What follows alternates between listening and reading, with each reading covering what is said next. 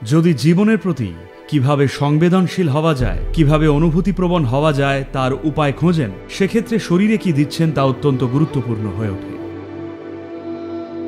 কি ধরনের খাবারে শরীর সবচেয়ে বেশি খুশি তা যদি লক্ষ্য করে দেখি, স্বাভাবিকভাবেই দেখবেন সেটা নিরামিষ বা উদ্ভিদ ভিত্তিক খাবার।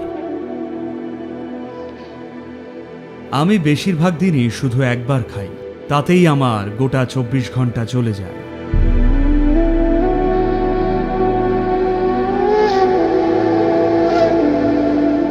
আমায় একটু ব্যাখ্যা করে বলতে পারবেন কেন ভারতে এত মানুষ নিরামিষাশী, আর আমাদের রোজকার জীবনযাপনে খাবার আর ফলের গুরুত্ব ঠিক কতটা বা কি রকম?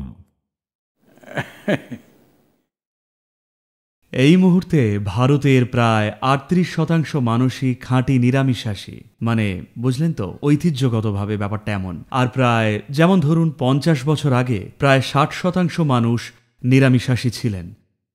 কিন্তু পাশ্চাত্য শিক্ষিত চিকিৎসকরা মানুষকে বলে আসছে, যদি মাংস না খান পুষ্টি পাবেন না, আপনাকে কিছু মাংস খেতেই হবে। তো সেই কারণেই মাংস এসেছে, কিন্তু তবুও এখনও ভারতে মাংস খাওয়াটা ঠিক পশ্চিমের মতো নয়। এটা একটা সাইড ডিশ মাত্র। এমনকি যারা আমিষ খায় তাদের জন্য এটা শুধুই একটা সাইড ডিশ। তবে নিরামিষ ভোজি এত বেশি কারণ দেখুন, যদি জীবন বিপদের মুখে পড়ে তখন গোটা জীবনটাই কোনো রকমে বেঁচে থাকায় ব্যস্ত থাকে। কিন্তু বেঁচে থাকাটা আর সমস্যা না হলে তখন কিন্তু আপনি জীবনকে আরো গভীরে জানতে চান। কারণ যখন বেঁচে থাকাটাই প্রশ্নের মুখে, তখন মনে হয় কোনো মতে শুধু বেঁচে থাকলেই সব বুঝি যথেষ্ট।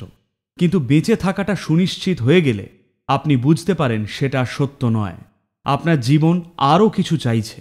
তাই বেঁচে থাকাটা খুব সরল আর সহজ ছিল। এখানে মাটি উর্বর ছিল, মানুষ ভালোভাবে টিকে যেত। আর এই কারণেই মানুষেরা অন্তর্মুখী হতে শুরু করলেন আর বিভিন্ন জিনিস বিকাশ করতে শুরু করলেন। আর একটা গুরুত্বপূর্ণ বিষয় হলো, এই দেশের জনসংখ্যার প্রায় 70% সব সময় সক্রিয়ভাবে আধ্যাত্মিক ছিলেন।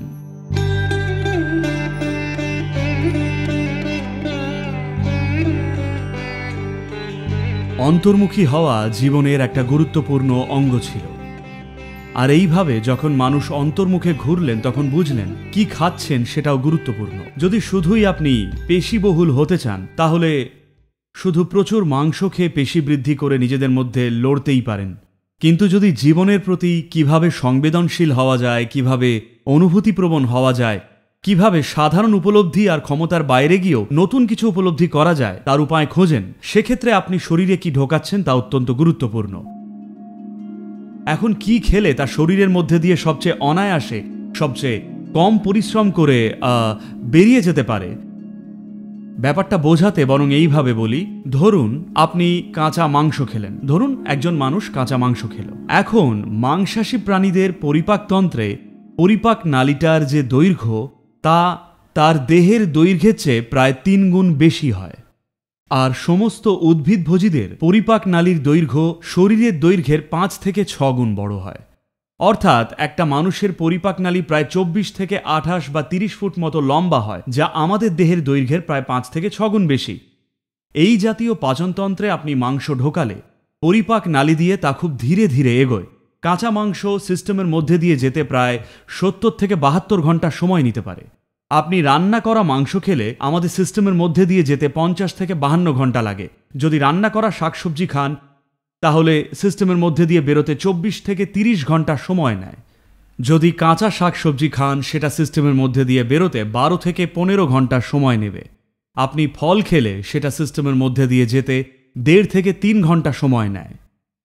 তো আমরা বুঝতে শুরু করলাম কি ধরনের খাবার খেলে তা শরীরে সবচেয়ে কম বর্জ্য পদার্থ ও দূষিত বস্তু অবশিষ্টাংশ হিসেবে রেখে সিস্টেমের মধ্যে দিয়ে খুব দ্রুত বেরিয়ে যায়। কারণ যোগে এটা একটা গুরুত্বপূর্ণ বিষয়। আমরা সবাই এখনও এটা মেনে চলি, আমরা কিছু খেলে 2.5 ঘন্টার মধ্যেই যেন আবার খিদে পেয়ে যায়, যেন পেট খালি হয়ে যায়। কিন্তু আমরা খাই না, পেট খালি কিন্তু আমরা এনার্জেটিক, তাই আমরা খাই না। তো সাধারণত এইখানে যোগ সেন্টারে প্রত্যেকে শুধু 2 বারই খায়, সকাল 10টায় একবার আর সন্ধ্যে 7টায় আরেকবার, ব্যাস। আমি বেশিরভাগ দিন শুধু একবারই খাই। কোথাও ভ্রমণে গেলে বা বাইরে থাকলে হয়তো অন্য কিছু খেলাম, না হলে সাধারণত বাড়িতে থাকলে শুধু একবারই খাই। সেটা কি সকালে নাকি সন্ধ্যায়? আমি একটু কৌতূহলী। সাধারণত আমি বিকেলে 4:30-5টা নাগাদ খাই। এতে আমার সারাদিন মানে গোটা 24 ঘন্টাই চলে যায়। এটা কোনো নিয়ম নয়, শুধুই দেহের প্রয়োজনটা বোঝা। যেমন ধরুন কোনো দিন হয়তো প্রচুর শারীরিক পরিশ্রম হলো, তখন হয়তো আপনি জলখাবার বা ফল বা ওই রকম কিছু খেলেন। খাবার নিয়ে কোনো দর্শন বা ধর্মীয় প্রক্রিয়া তৈরি করা উচিত নয়। খাবার হলো দেহের প্রয়োজনীয়তা। যদি আমরা শরীরকে দেখি, কি ধরনের খাবারে শরীর সবচেয়ে বেশি খুশি, সবচেয়ে বেশি স্বচ্ছন্দে থাকে, আপনি স্বাভাবিকভাবেই লক্ষ্য করবেন নিরামিষ বা উদ্ভিদ ভিত্তিক খাবার খেলেই শরীর সবচেয়ে বেশি আরামে আর স্বচ্ছন্দে রয়েছে। দেহ নমনীয় থাকে, আরামে থাকে।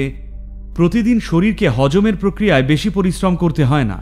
তো যারাই নিজের দেহের প্রকৃতিকে পর্যবেক্ষণ করেছেন, স্বাভাবিকভাবেই তারা নিরামিষাশী হয়ে উঠলেন। যখন বেঁচে থাকা প্রশ্নের মুখে ছিল, তখন মানুষ যাই পেত সেটা শিকার করে হত্যা করে খাওয়াই ছিল স্বাভাবিক প্রকৃতির নিয়ম। কিন্তু যখন সভ্যতা প্রতিষ্ঠিত হলো, মানুষ ইচ্ছে মতো চাষ করা শিখলো, আর মানুষ নিজেকে যত বেশি পর্যবেক্ষণ করলো, আর জীবন শুধু বেঁচে থাকার লড়াই না থেকে উচ্চতর কিছু উপলব্ধি আর অনুভব করার মাধ্যম হয়ে উঠল, তখন স্বাভাবিকভাবেই মানুষ নিরামিষাশী হতে চাইল। এটা স্বাভাবিক একটা প্রক্রিয়া, হতে বাধ্য সর্বত্রই।